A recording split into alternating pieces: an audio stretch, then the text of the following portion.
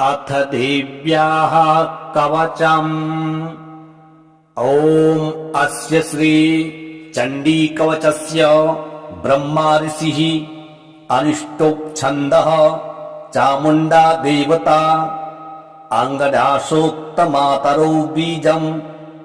दिग्बन्ध देवतास्तत्त्वम् श्रीजगदम्बा प्रीत्यर्थे सप्तशती पाठाङ्गत्वेन जपे विनियोगः। ॐ नमश्चण्डिकायै। मार्कण्डेय उवाच। ॐ यद्गुह्यं परमं लोके सर्वरक्षाकरं नृणाम् यन्न कस्यचिदाख्यातं तन्मे ब्रूहि पितामह। ब्रह्मोवाच। अस्ति गुह्यतमं विप्र सर्वभूतोपकारकम् देव्यास्तु कवचं पुण्यं तच्छृण्वस्व महात्मुने। प्रथमं शैलपुत्री च द्वितीयं ब्रह्मचारिणी तृतीयं चन्द्रघण्टेति कुष्माण्डेति चतुर्थकम् पञ्चमं स्कन्दमातेति षष्ठं कात्यायनीति च सप्तमं कालरात्रीति महागौरीति चाष्टमम् नवमं सिद्धिदात्री च नवदुर्गाः प्रकीर्तिताः। उक्तान्येतानि नामानि ब्रह्मणेव महात्मना। अग्निना दह्यमानस्तु शत्रुमध्ये गतो रणे विषमे दुर्गमे चैव भयार्ताः शरणं गताः न तेषां जायते किञ्चिदशुभं रणसङ्कटे। नापदं तस्य पश्यामि शोकदुःखभयं नहि यैस्तु भक्त्या स्मृता नूनं तेषां वृद्धिः प्रजायते। ये त्वां स्मरन्ति देवेशि रक्षसे तान्न संशयः। प्रेतसंस्था तु चामुण्डा वाराही महिषासना ऐन्द्री गजसमारूढा वैष्णवी गरुडासना माहेश्वरी वृषारूढा कौमारी शिखिवाहना लक्ष्मीः पद्मासना देवी पद्महस्ता हरिप्रिया श्वेतरूपधरा देवी ईश्वरी वृषभाहना ब्राह्मी हंससमारूढा सर्वाभरणभूषिता इत्येता मातरः सर्वाः सर्वयोगसमन्विताः नानाभरणशोभाढ्या नानारत्नोपशोभिताः दृश्यन्ते रथमारूढा देव्यः क्रोधसमाकुलाः शङ्खं चक्रं गदां शक्तिं हलं च मुसलायुधम् कीटकं तोमरं चैव परशुं पाशमेव च कुन्तायुधं त्रिशूलं च सारङ्गमायुधमुत्तमम् दैत्यानां देहनाशाय भक्तानामभयाय च धारयन्त्यायुधानीत्थं देवानां च हिताय वै। नमस्तेस्तु महारौद्रे महाघोरपराक्रमे महाबले महोत्साहे महाभयविनाशिनि त्राहि मां देवि दुष्प्रेक्ष्ये शत्रूणां भयवर्धिनि प्राच्यां रक्षतु मामेन्द्री आग्नेयामग्निदेवता दक्षिणेवतु वाराही नैऋत्यां खड्गधारिणी प्रतीच्यां वारुणी रक्षेद् वायव्यां मृगवाहिनी उदीच्यां पातु कौमारी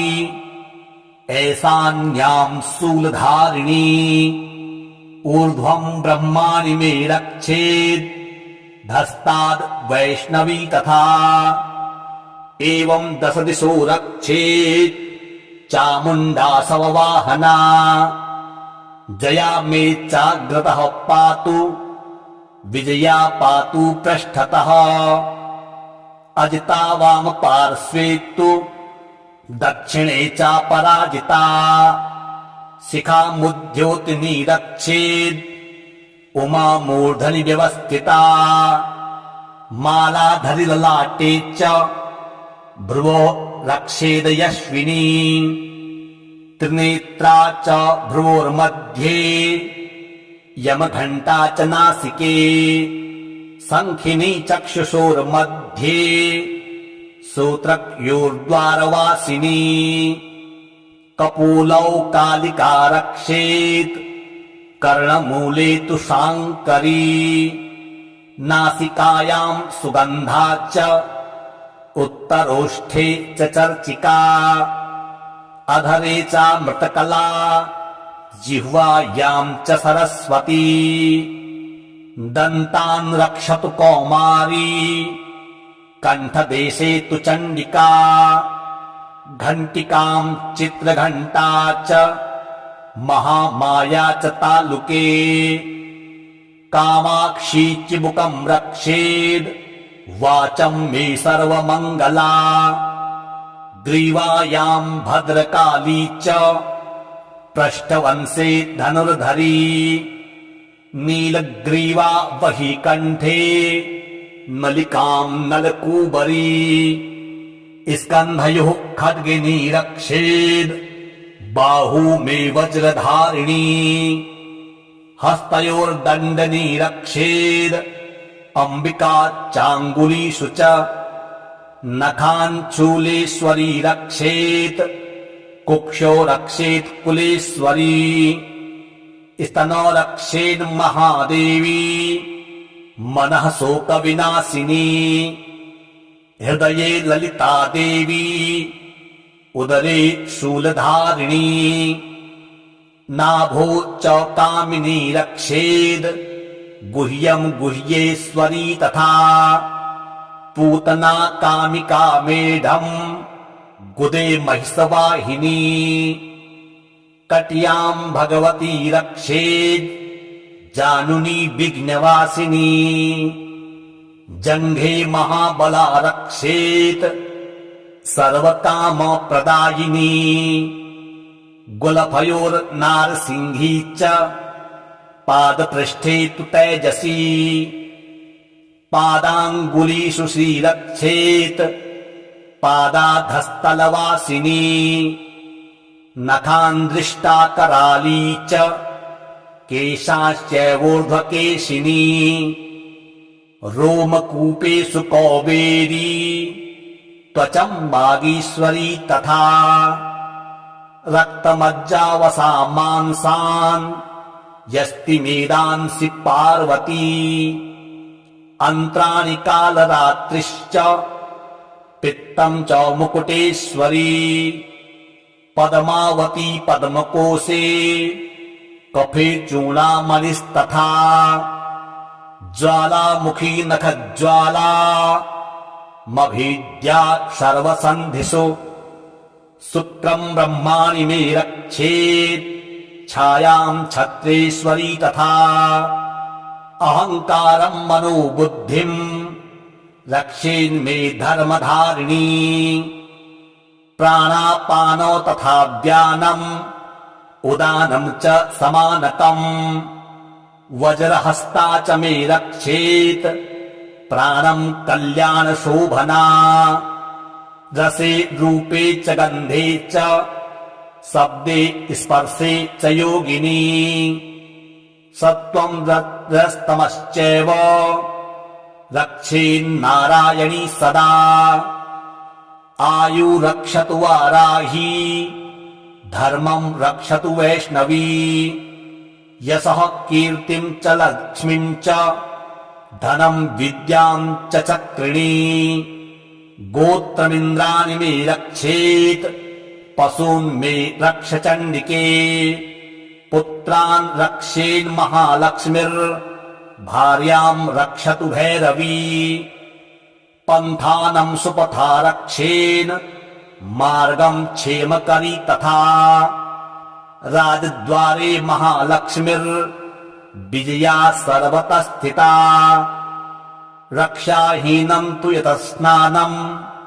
वर्जितं कवचेन तु तत्सर्वं रक्ष मे देवी जयन्ती पापनाशिनी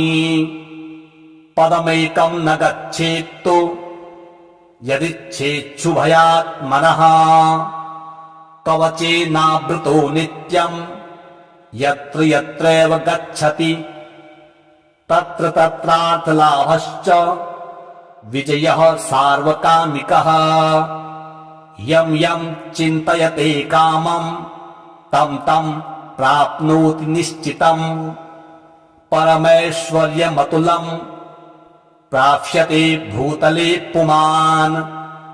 निर्भयो जायते मर्त्यः संग्रामेष्वपराजितः त्रैलोक्ये तु भवेत् पूज्यः कवचेनावृतः पुमान् इदं तु देव्यः कवचम् देवानामपि दुर्लभम् यः पठेत् प्रयतो नित्यम् त्रिसन्ध्यम् श्रद्धयान्वितः देवी कला भवेत् तस्य त्रैलोक्येष्वपराजितः जीवेद् वर्षशतम् साग्रम् अपमृत्यु विवर्जितः नश्यन्ति व्याधयः सर्वे लूता विस्फोटदायकः स्थावरं जङ्गमं चैव कीर्तिमं चापि यद्विषम् अविचाराणि सर्वाणि मन्त्रयन्त्राणि भूतले भूचराः खेचराश्चैव जलजाश्चोपदेशिकाः सहजा कुलजामाला डाकिनी शाकिनी तथा अन्तरिक्षचरा घोरा डाकिन्यश्च महाबलाः गृहभूतपिशाचाश्च यक्षगन्धर्वराक्षसाः ब्रह्मराक्षसवेतालाः कूष्माण्डा भैरवादयः नश्यन्ति दर्शनात् तस्य कवचे हृदि संस्थिते मानोन्नतिर्भवेद् राज्ञस्तेजो वृद्धिकरं परम् यशसा वर्धते सोऽपि कीर्तिमण्डितभूतले जपेत् सप्तशतीं चण्डीं कृत्वा तु कवचं पुरा यावद् भूमण्डलं धत्ते सशैलोवनकानकम् तावत् तिष्ठति मेदिन्याम् सन्ततिः पुत्रपौत्रिकी देहान्ते परमं स्थानम् यत्सूरैरपि दुर्लभम् प्राप्नोति पुरुषो नित्यम् महामाया प्रसादतः लभते परमं रूपम् शिवेन सह मोदते। ॐ नमश्चण्डिकायै मार्कण्डेय उवाच ॐ यद्गुह्यं परमं लोके सर्वरक्षाकरं नृणाम् यन्न कस्यचिदाख्यातं तन्मे ब्रूहि पितामह। ब्रह्मोवाच अस्ति गुह्यतमं विप्र सर्वभूतोपकारकम् देव्यास्तु कवचं पुण्यं तच्छृण्वस्व महात्मुने। प्रथमं शैलपुत्री च द्वितीयं ब्रह्मचारिणी तृतीयं चन्द्रघण्टेति कुष्माण्डेति चतुर्थकम् पञ्चमं स्कन्दमातेति षष्ठं कात्यायनीति च सप्तमं कालरात्रीति महागौरीति चाष्टमम् नवमं सिद्धिदात्री च नवदुर्गाः प्रकीर्तिताः उक्तान्येतानि नामानि ब्रह्मणेव महात्मना अग्निना दह्यमानस्तु शत्रुमध्ये गतो रणे विषमे दुर्गमे चैव भयार्ताः शरणं गताः न तेषां जायते किञ्चिदशुभं रणसङ्कटे नापदं तस्य पश्यामि शोकदुःखभयं नहि यैस्तु भक्त्या स्मृता नूनं तेषां वृद्धिः प्रजायते ये त्वां स्मरन्ति देवेशि रक्षसे तान्न संशयः प्रेतसंस्था तु चामुण्डा वाराही महिषासना ऐन्द्री गजसमारूढा वैष्णवी गरुडासना माहेश्वरी वृषारूढा कौमारी शिखिवाहना लक्ष्मीः पद्मासना देवी पद्महस्ता हरिप्रिया श्वेतरूपधरा देवी ईश्वरी वृषभाहना ब्राह्मी हंससमारूढा सर्वाभरणभूषिता इत्येता मातरः सर्वाः सर्वयोगसमन्विताः नानाभरणशोभाढ्या नानारत्नोपशोभिताः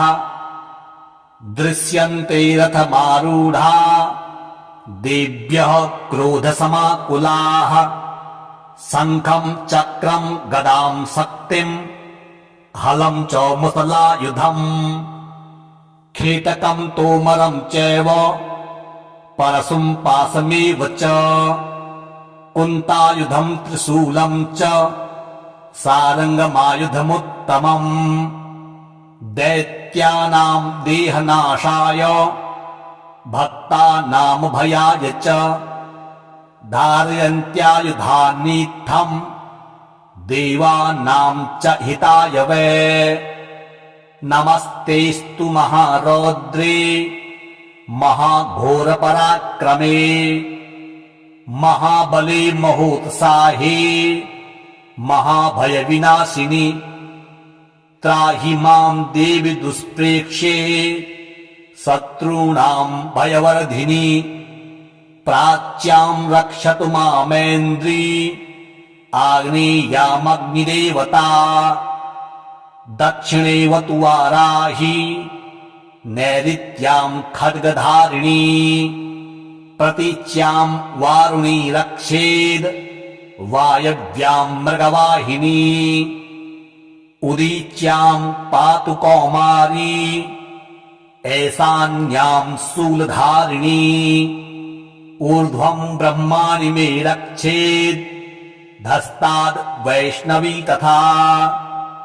एवं दश दिशो रक्षेत् चामुण्डा शववाहना जया मे चाग्रतः पातु विजया पातु पृष्ठतः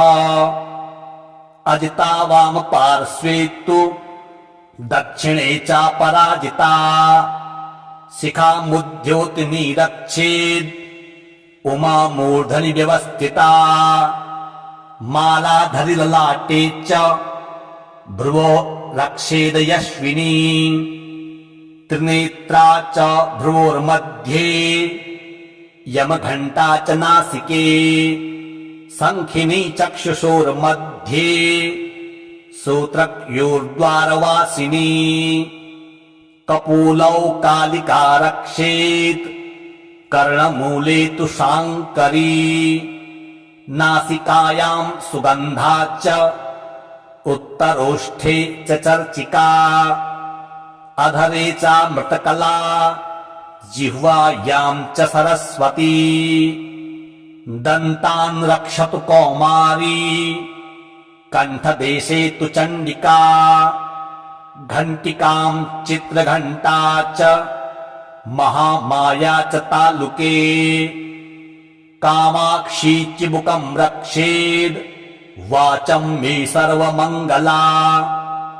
ग्रीवायां भद्रकाली च पृष्ठवंशे धनुर्धरी नीलग्रीवा वही कंठे नलिकां नलकूबरी स्कन्धयोः खड्गिनी रक्षेद बाहू में वज्रधारिणी हस्तयोर्दण्डनी रक्षेद अंबिका चांगुलीषु च नखाञ्चूलेश्वरी रक्षेत कुक्षो रक्षेत कुलेश्वरी स्तनो रक्षेन महादेवी मनः शोक विनाशिनी हृदये ललिता देवी उदरे शूलधारिणी नाभो च कामिनी रक्षेद गुह्यं गुह्येश्वरी तथा पूतना कामिका मेढम् गुदे महिषवाहिनी कट्यां भगवती रक्षेद जानुनी विघ्नवासिनी जंघे महाबला रक्षेत सर्वकाम प्रदायिनी गुलफयोर्नारसिंही च पादपृष्ठे तु तेजसी पादांगुलीषु श्रीरक्षेत पादाधस्तलवासिनी नखान्दृष्टा कराली च केशाश्चैवोर्ध्वकेशिनी रोमकूपेषु कौबेरी त्वचं वागीश्वरी तथा रक्तमज्जावसा मांसान् यस्ति मेदांसि पार्वती अन्त्राणि कालरात्रिश्च पित्तं च मुकुटेश्वरी पद्मावती पद्मकोशे कफे चूडामणिस्तथा ज्वालामुखी नखज्वाला मभीद्या सर्वसन्धिषु शुक्रं ब्रह्माणि मे रक्षेत् छायां छत्रेश्वरी तथा अहंकारं मनोबुद्धिं रक्षेन्मे धर्मधारिणी प्राणापानो तथा व्यानम् उदानं च समानकम् वज्रहस्ता च मे रक्षेत् प्राणं कल्याणशोभना रसे रूपे च गन्धे च शब्दे स्पर्शे च योगिनी सत्त्वं रजस्तमश्चैव रक्षेन्नारायणी सदा आयु रक्षतु वाराही धर्मं रक्षतु वैष्णवी यशः कीर्तिं च लक्ष्मीं च धनं विद्यां च चक्रिणी गोत्रमिन्द्राणि मे रक्षेत् पशून् मे रक्ष चण्डिके पुत्रान् रक्षेन् महालक्ष्मीर्भार्यां रक्षतु भैरवी पन्थानं सुपथा रक्षेन् मार्गं क्षेमकरी तथा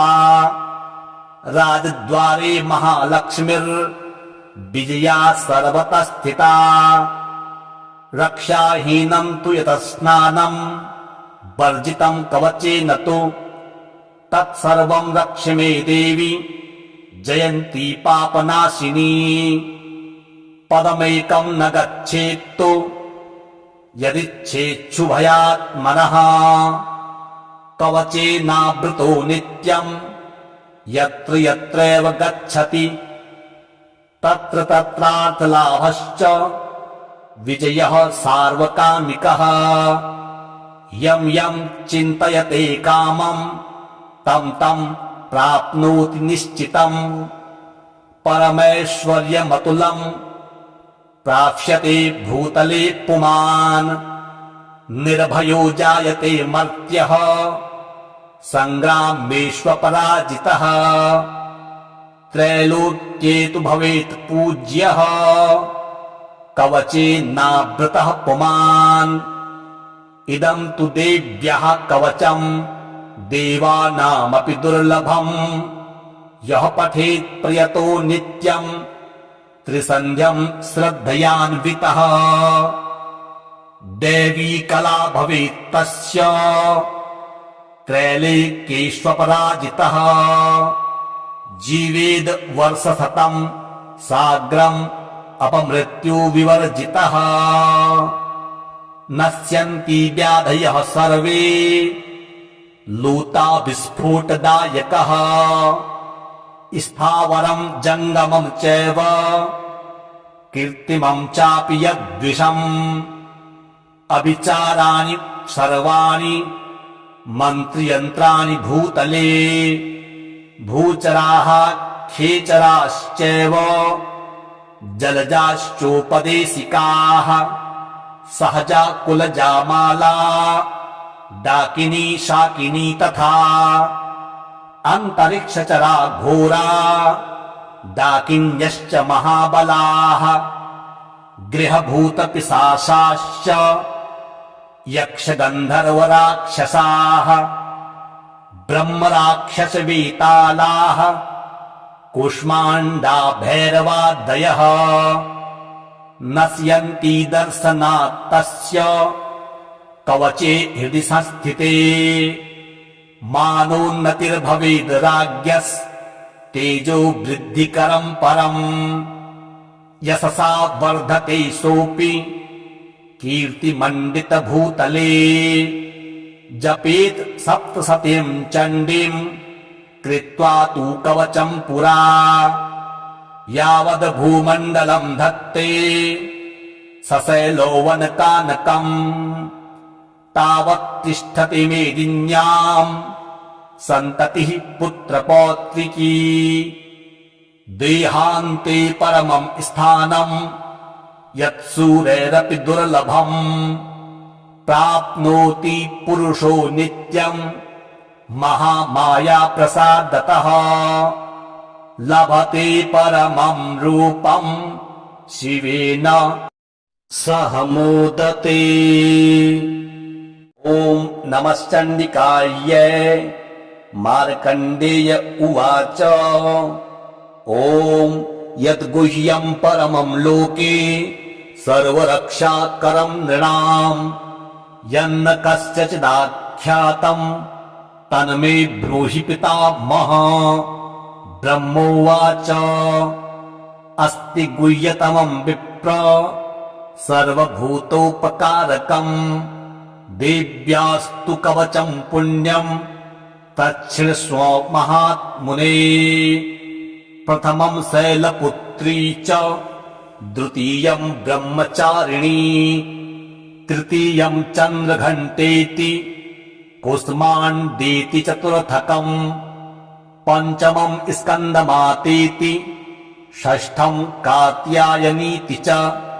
सप्तमं कालरात्रीति महागौरीति चाष्टमम् नवमं सिद्धिदात्री च नवदुर्गाः प्रकीर्तिताः उक्तान्येतानि नामानि ब्रह्मणैव महात्मना अग्निना दह्यमानस्तु शत्रुमध्ये गतो रणे विषमे दुर्गमे चैव भयार्ताः शरणं गताः न तेषां जायते किञ्चिदशुभं रणसङ्कटे नापदं तस्य पश्यामि शोकदुःखभयं नहि यैस्तु भक्त्या स्मृता नूनं तेषां वृद्धिः प्रजायते ये त्वां स्मरन्ति देवेशि रक्षसे तान्न संशयः प्रेतसंस्था तु चामुण्डा वाराही महिषासना ऐन्द्री गजसमारूढा वैष्णवी गरुडासना माहेश्वरी वृषारूढा कौमारी शिखिवाहना लक्ष्मीः पद्मासना देवी पद्महस्ता हरिप्रिया श्वेतरूपधरा देवी ईश्वरी वृषभाहना ब्राह्मी हंससमारूढा सर्वाभरणभूषिता इत्येता मातरः सर्वाः सर्वयोगसमन्विताः नानाभरणशोभाढ्या नानारत्नोपशोभिताः दृश्यन्ते रथमारूढा देव्यः क्रोधसमाकुलाः शङ्खं चक्रं गदां शक्तिं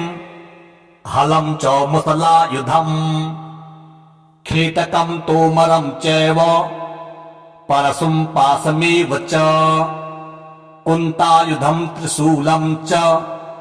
सारङ्गमायुधमुत्तमम् दैत्यानां देहनाशाय भक्तानामभयाय च धारयन्त्यायुधानीत्थम् देवानां च हिताय वै नमस्तेस्तु महारौद्रे महाघोरपराक्रमे महाबले महोत्साहे महाभयविनाशिनि त्राहि मां देवि दुष्प्रेक्ष्ये शत्रूणां भयवर्धिनि प्राच्यां रक्षतु मामेन्द्री आग्नेयामग्निदेवता दक्षिणेवतु वाराही नैऋत्यां खड्गधारिणी प्रतीच्यां वारुणी रक्षेद् वायव्यां मृगवाहिनी उदीच्यां पातु कौमारी ऐशान्यां शूलधारिणी ऊर्ध्वं ब्रह्माणि मे रक्षेत् धस्ताद् वैष्णवी तथा एवं 10 दिशो रक्षेत् चामुण्डासव वाहना जया मे चाग्रतः पातु विजया पातु पृष्ठतः अजिता वाम पार्श्वे तु दक्षिणे चापराजिता शिखामुद्योतिनी रक्षेद् उमा मूर्धनि व्यवस्थिता मालाधरि ललाटे च भ्रुवो रक्षेद यश्विनी त्रिनेत्रा च भ्रुवोर्मध्ये यमघण्टा च नासिके शङ्खिनी चक्षुषोर्मध्ये सूत्रक्योर्द्वारवासिनी कपोलौ कालिका रक्षेत् कर्णमूले तु शाङ्करी नासिकायां सुगन्धा च उत्तरोष्ठे च चर्चिका अधरे चामृतकला जिह्वायां च सरस्वती दन्तान् रक्षतु कौमारी कण्ठदेशे तु चण्डिका घण्टिकां चित्रघण्टा च महामाया च तालुके कामाक्षी चिबुकं रक्षेद् वाचं मे सर्वमङ्गला ग्रीवायां भद्रकाली च पृष्ठवंशे धनुर्धरी नीलग्रीवा वही कण्ठे नलिकां नलकूबरी स्कन्धयोः खड्गिनी रक्षेद् बाहू मे वज्रधारिणी हस्तयोर्दण्डनी रक्षेद् अम्बिका चाङ्गुलीषु च नखाञ्चूलेश्वरी रक्षेत् कुक्षो रक्षेत् कुलेश्वरी स्तनो रक्षेन् महादेवी मनः शोकविनाशिनी हृदये ललिता देवी उदरे शूलधारिणी नाभो च कामिनी रक्षेद् गुह्यं गुह्येश्वरी तथा पूतना कामिका मेढम् गुदे महिषवाहिनी कट्यां भगवती रक्षेद् जानुनी विघ्नवासिनी जङ्घे महाबला रक्षेत् सर्वकामप्रदायिनी गुलफयोर्नारसिंही च पादपृष्ठे तु तेजसी पादाङ्गुलीषु श्रीरक्षेत् पादाधस्तलवासिनी नखान्दृष्टा कराली च केशाश्चैवोर्ध्वकेशिनी रोमकूपेषु कौबेरी त्वचं वागीश्वरी तथा रक्तमज्जावसा मांसान् यस्ति मेदांसि पार्वती अन्त्राणि कालरात्रिश्च पित्तं च मुकुटेश्वरी पद्मावती पद्मकोशे कफे चूडामणिस्तथा ज्वालामुखी नखज्वाला मभीद्या सर्वसन्धिषु शुक्रं ब्रह्माणि मे रक्षेत् छायां छत्रेश्वरी तथा अहङ्कारं मनोबुद्धिं रक्षेन्मे धर्मधारिणी प्राणापानो तथा व्यानम्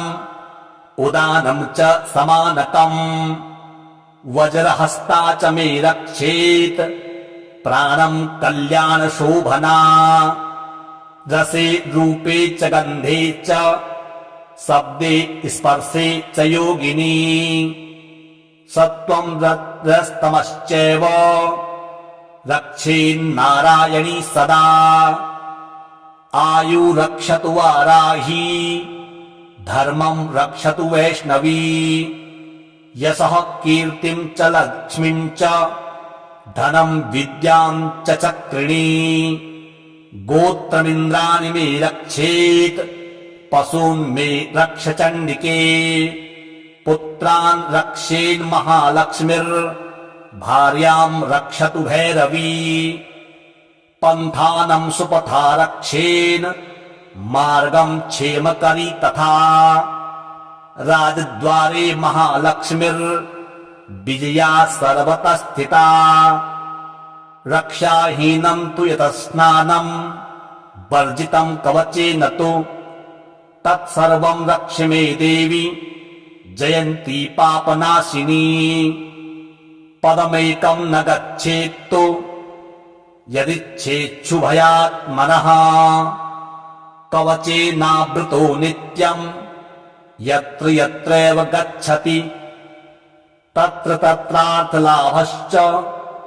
विजयः सार्वकामिकः यं यं चिन्तयते कामं तं तं प्राप्नोति निश्चितम् परमैश्वर्यमतुलं प्राप्स्यते भूतले पुमान् निर्भयो जायते मर्त्यः संग्रामेष्वपराजितः त्रैलोक्ये तु भवेत् पूज्यः कवचेनावृतः पुमान् इदं तु देव्यः कवचम् देवानामपि दुर्लभम् यः पठेत् प्रयतो नित्यम् त्रिसन्ध्यं श्रद्धयान्वितः देवी कला भवेत् तस्य त्रैलोक्येष्वपराजितः जीवेद् वर्षशतं साग्रम् अपमृत्यु विवर्जितः नश्यन्ति व्याधयः सर्वे लूता विस्फोटदायकः स्थावरं जङ्गमं चैव कीर्तिमं चापि यद्विषम् अविचाराणि सर्वाणि मन्त्रयन्त्राणि भूतले भूचराः खेचराश्चैव जलजाश्चोपदेशिकाः सहजा कुलजामाला डाकिनी शाकिनी तथा अन्तरिक्षचरा घोरा डाकिन्यश्च महाबलाः गृहभूतपिशाचाश्च यक्षगन्धर्वराक्षसाः ब्रह्मराक्षसवेतालाः कूष्माण्डा भैरवादयः नश्यन्ति दर्शनात् तस्य कवचे हृदि संस्थिते मानोन्नतिर्भवेद् राज्ञस्तेजो वृद्धिकरं परम् यशसा वर्धते सोऽपि कीर्तिमण्डितभूतले जपेत् सप्तशतीं चण्डीं कृत्वा तु कवचं पुरा यावद् भूमण्डलं धत्ते सशैलोवनकानकम् तावत् तिष्ठति मेदिन्याम् सन्ततिः पुत्रपौत्रिकी देहान्ते परमम् स्थानम् यत्सूरैरपि दुर्लभम् प्राप्नोति पुरुषो नित्यम् महामाया प्रसादतः लभते परमम् रूपम् शिवेन सह मोदते। ॐ नमश्चण्डिकायै। मार्कण्डेय उवाच ॐ यद्गुह्यम् परमम् लोके सर्वरक्षाकरम् नृणाम् यन्न कस्यचिदाख्यातम् तन्मे ब्रूहि पितामह। ब्रह्मोवाच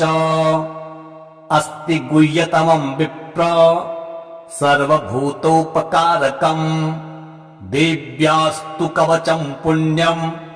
तच्छृण्वस्व महात्मुने। प्रथमम् शैलपुत्री च द्वितीयम् ब्रह्मचारिणी तृतीयम् चन्द्रघण्टेति कुष्माण्डेति चतुर्थकम् पञ्चमम् स्कन्दमातेति षष्ठम् कात्यायनीति च सप्तमम् कालरात्रीति महागौरीति चाष्टमम् नवमम् सिद्धिदात्री च नवदुर्गाः प्रकीर्तिताः उक्तान्येतानि नामानि ब्रह्मणैव महात्मना। अग्निना दह्यमानस्तु शत्रुमध्ये गतो रणे विषमे दुर्गमे चैव भयार्ताः शरणम् गताः न तेषाम् जायते किञ्चिदशुभम् रणसङ्कटे नापदम् तस्य पश्यामि शोकदुःखभयम् नहि यैस्तु भक्त्या स्मृता नूनम् तेषाम् वृद्धिः प्रजायते ये त्वाम् स्मरन्ति देवेशि रक्षसे तान्न संशयः। प्रेतसंस्था तु चामुण्डा वाराही महिषासना ऐन्द्री गजसमारूढा वैष्णवी गरुडासना माहेश्वरी वृषारूढा कौमारी शिखिवाहना लक्ष्मीः पद्मासना देवी पद्महस्ता हरिप्रिया श्वेतरूपधरा देवी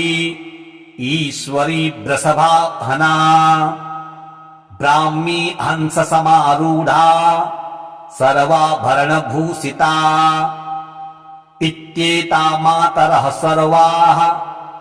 सर्वयोगसमन्विताः नानाभरणशोभाढ्या नानारत्नोपशोभिताः दृश्यन्ते रथमारूढा देव्यः क्रोधसमाकुलाः शङ्खम् चक्रम् गदाम् शक्तिम् हलम् च मुसलायुधम् खेटकम् तोमरम् चैव परशुम् पाशमेव च कुन्तायुधम् त्रिशूलम् च सारङ्गमायुधमुत्तमम् दैत्यानाम् देहनाशाय भक्तानाम् भयाय च धारयन्त्यायुधानीत्थम् देवानाम् च हिताय वै नमस्तेस्तु महारौद्रे महाघोरपराक्रमे महाबले महोत्साहे महाभयविनाशिनि त्राहि माम् देवि दुष्प्रेक्ष्ये शत्रूणाम् भयवर्धिनि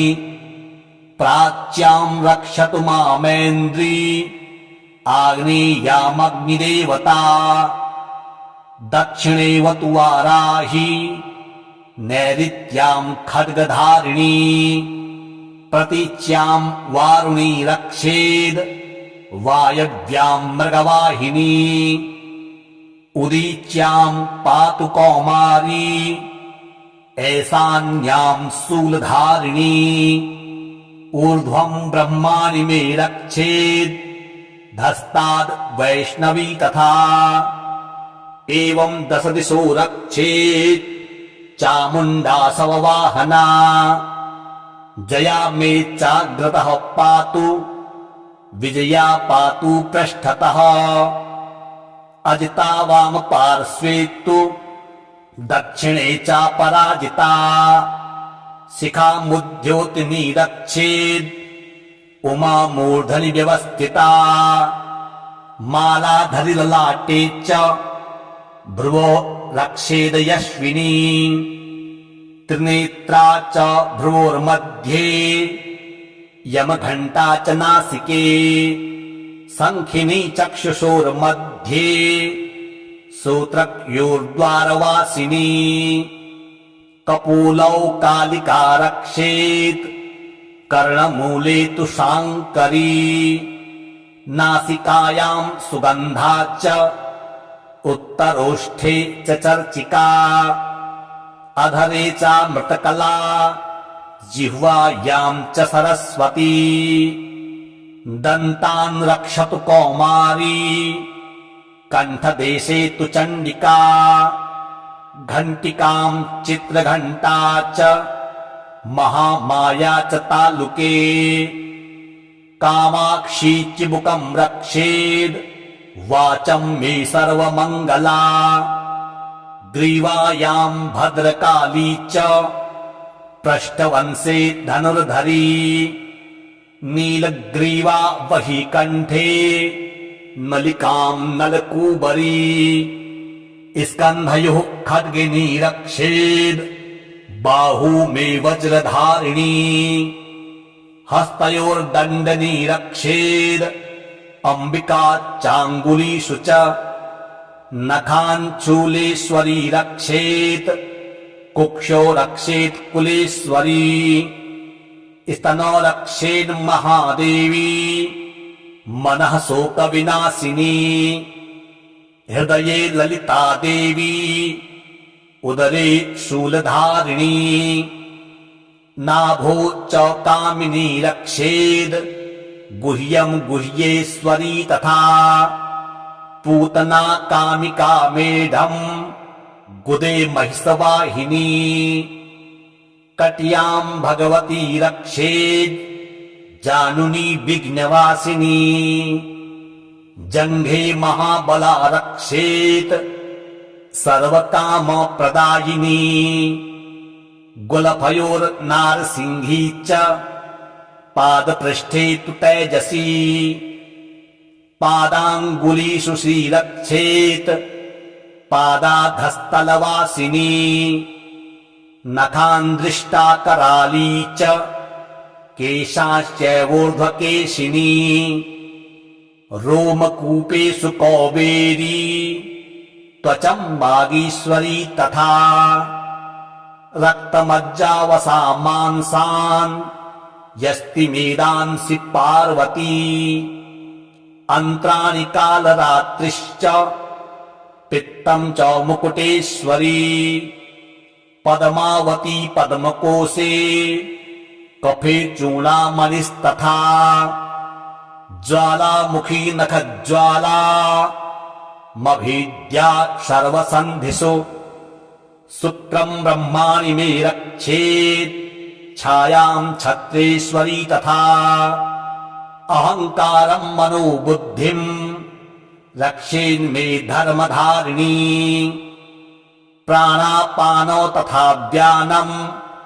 उदानं च समानकम् वज्रहस्ता च मे रक्षेत् प्राणं कल्याणशोभना रसे रूपे च गन्धे च शब्दे स्पर्शे च योगिनी सत्त्वं रजस्तमश्चैव रक्षेन्नारायणी सदा आयु रक्षतु वाराही धर्मं रक्षतु वैष्णवी यशः कीर्तिं च लक्ष्मीं च धनं विद्यां च चक्रिणी गोत्रमिन्द्राणि मे रक्षेत् पशून् मे रक्ष चण्डिके पुत्रान् रक्षेन्महालक्ष्मीर्भार्याम् रक्षतु भैरवी पन्थानं सुपथा रक्षेन् मार्गं क्षेमकरी तथा राजद्वारे महालक्ष्मीर्विजया सर्वतः स्थिता रक्षाहीनं तु यतस्नानं वर्जितं कवचेन तु तत्सर्वं रक्ष मे देवी जयन्ती पापनाशिनी पदमेकं न गच्छेत्तु यदिच्छेच्छुभयात्मनः कवचेनावृतो नित्यं यत्र यत्रैव गच्छति तत्र तत्रार्थलाभश्च विजयः सार्वकामिकः यं यं चिन्तयते कामं तं तं प्राप्नोति निश्चितम् परमैश्वर्यमतुलं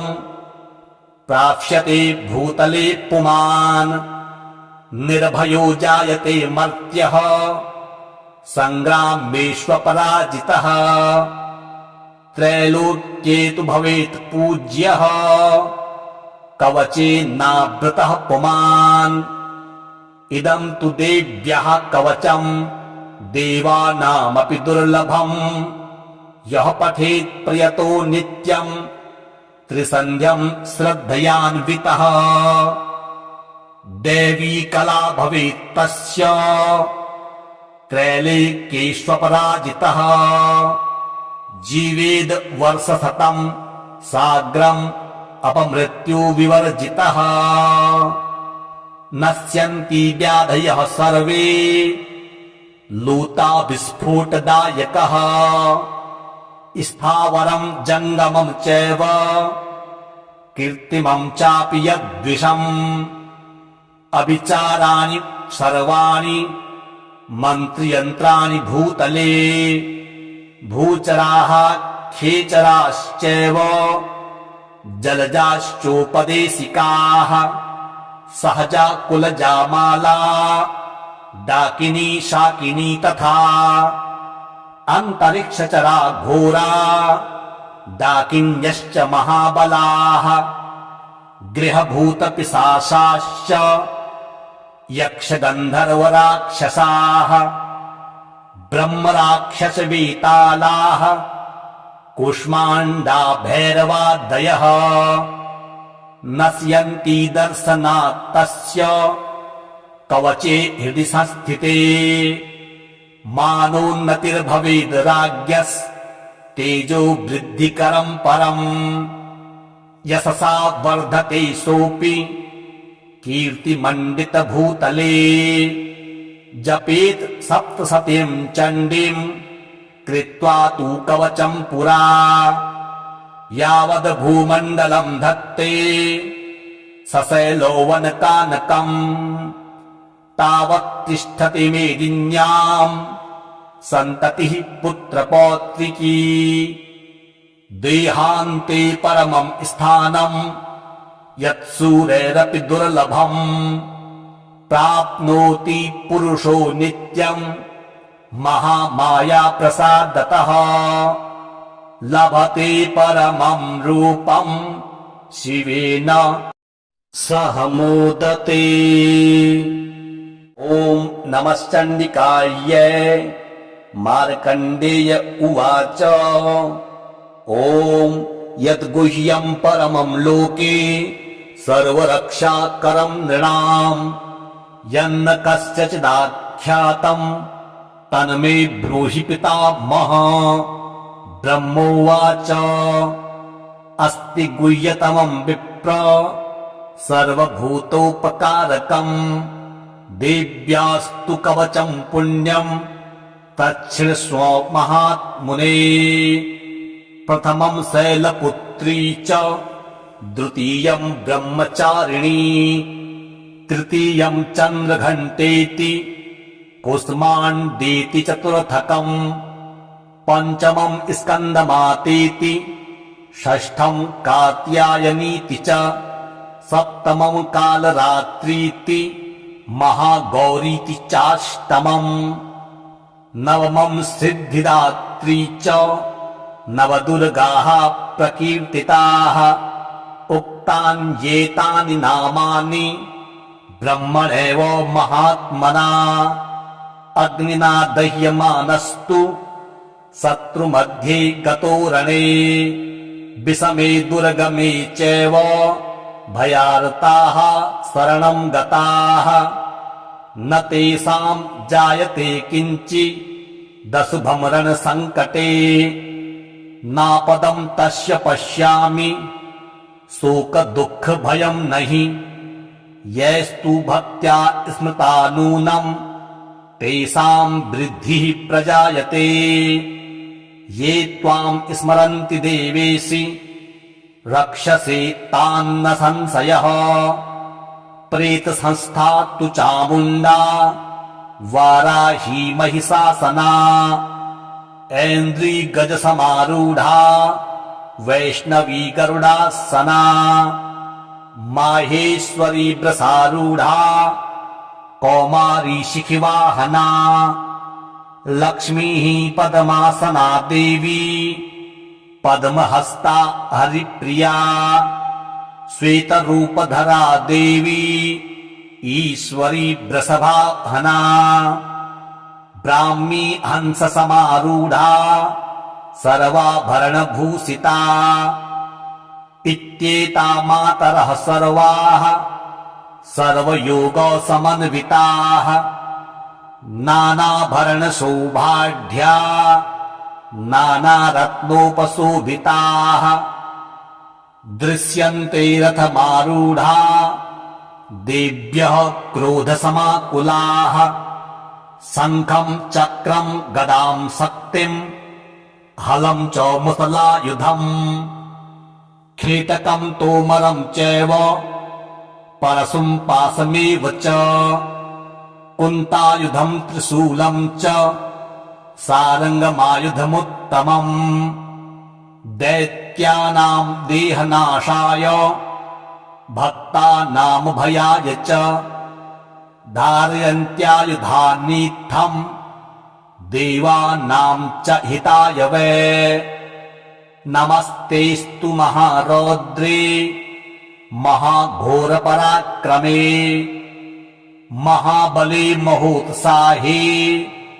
महाभयविनाशिनि त्राहि मां देवि दुष्प्रेक्ष्ये शत्रूणां भयवर्धिनि प्राच्यां रक्षतु मामेन्द्री आग्नेयामग्निदेवता दक्षिणेवतु वाराही नैऋत्यां खड्गधारिणी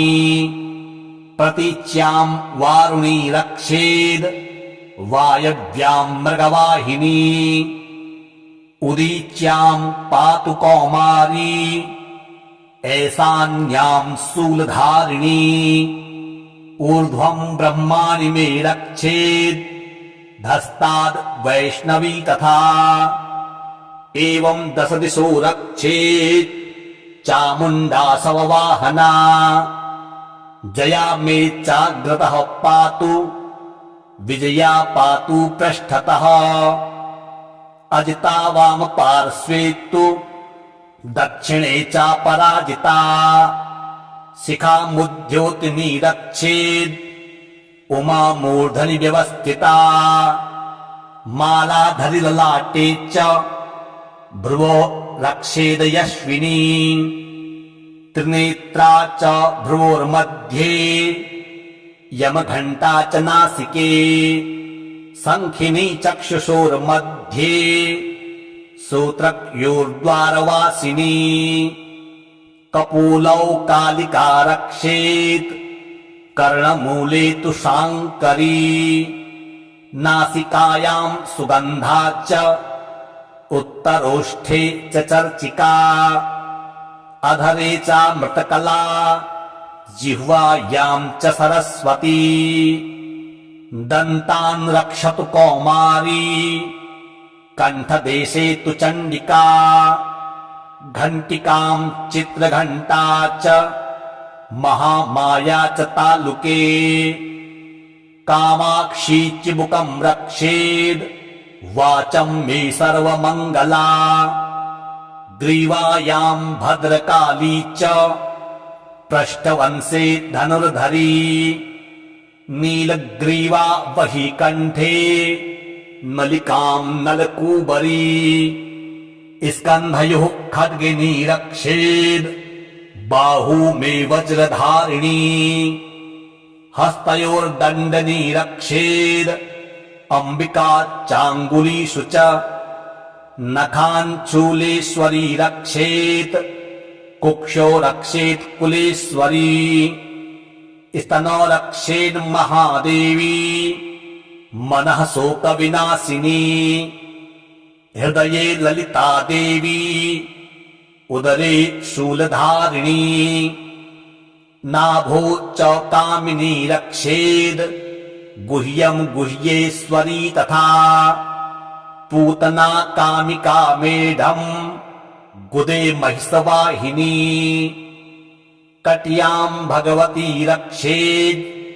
जानुनी विघ्नवासिनी जङ्घे महाबला रक्षेत् सर्वकामप्रदायिनी गुलफयोर्नारसिंही च पादपृष्ठे तु तेजसी पादाङ्गुलीषु श्रीरक्षेत् पादाधस्तलवासिनी नखान्दृष्टा कराली च केशाश्चैवोर्ध्वकेशिनी रोमकूपेषु कौबेरी त्वचं वागीश्वरी तथा रक्तमज्जावसा मांसान् यस्ति मेदांसि पार्वती अन्त्राणि कालरात्रिश्च पित्तं च मुकुटेश्वरी पद्मावती पद्मकोशे कफे चूडामणिस्तथा ज्वालामुखी नखज्वाला मभीद्या सर्वसन्धिषु शुक्रं ब्रह्माणि मे रक्षेत् छायां छत्रेश्वरी तथा अहङ्कारं मनोबुद्धिं रक्षेन्मे धर्मधारिणी प्राणापानो तथा व्यानम् उदानं च समानकम् वज्रहस्ता च मे रक्षेत् प्राणं कल्याणशोभना रसे रूपे च गन्धे च शब्दे स्पर्शे च योगिनी सत्त्वं रजस्तमश्चैव रक्षेन्नारायणी सदा आयु रक्षतु वाराही धर्मं रक्षतु वैष्णवी यशः कीर्तिं च लक्ष्मीं च धनं विद्यां च चक्रिणी गोत्रमिन्द्राणि मे रक्षेत् पशून् मे रक्ष चण्डिके पुत्रान् रक्षेन्महालक्ष्मीर्भार्यां रक्षतु भैरवी पन्थानं सुपथा रक्षेन् मार्गं क्षेमकरी तथा राजद्वारे महालक्ष्मीर्विजया सर्वतः स्थिता रक्षाहीनं तु यतस्नानं वर्जितं कवचेन तु तत्सर्वं रक्ष मे देवी जयन्ती पापनाशिनी पदमेकं न गच्छेत्तु यदिच्छेच्छुभयात् मनः कवचेनावृतो नित्यं यत्र यत्रैव गच्छति तत्र तत्रार्थलाभश्च विजयः सार्वकामिकः यं यं चिन्तयते कामं तं तं प्राप्नोति निश्चितम् परमैश्वर्यमतुलं प्राप्स्यते भूतले पुमान् निर्भयो जायते मर्त्यः संग्रामेष्वपराजितः त्रैलोक्ये तु भवेत् पूज्यः कवचेनावृतः पुमान् इदं तु देव्यः कवचम् देवानामपि दुर्लभम् यः पठेत् प्रयतो नित्यम् त्रिसन्ध्यम् श्रद्धयान्वितः देवी कला भवेत् तस्य त्रैलोक्येष्वपराजितः जीवेद वर्षशतं साग्रम् अपमृत्यु विवर्जितः नश्यन्ति व्याधयः सर्वे लूता विस्फोटदायकः स्थावरं जङ्गमं चैव कृत्रिमं चापि यद्विषम् अविचाराणि सर्वाणि मन्त्रयन्त्राणि भूतले भूचराः खेचराश्चैव जलजाश्चोपदेशिकाः सहजा कुलजामाला डाकिनी शाकिनी तथा अन्तरिक्षचरा घोरा डाकिन्यश्च महाबलाः गृहभूतपिशाचाश्च यक्षगन्धर्वराक्षसाः ब्रह्मराक्षसवेतालाः कूष्माण्डा भैरवादयः नश्यन्ति दर्शनात् तस्य कवचे हृदि संस्थिते मानोन्नतिर्भवेद् राज्ञस्तेजो वृद्धिकरं परम् यशसा वर्धते सोऽपि कीर्तिमण्डितभूतले जपेत् सप्तशतीं चण्डीं कृत्वा तु कवचं पुरा यावद् भूमण्डलं धत्ते सशैलोवनकानकम् तावत् तिष्ठति मेदिन्याम् सन्ततिः पुत्रपौत्रिकी देहान्ते परमं स्थानम् यत्सूरैरपि दुर्लभम् प्राप्नोति पुरुषो नित्यम् महामाया प्रसादतः लभते परमं रूपम् शिवेन सह मोदते।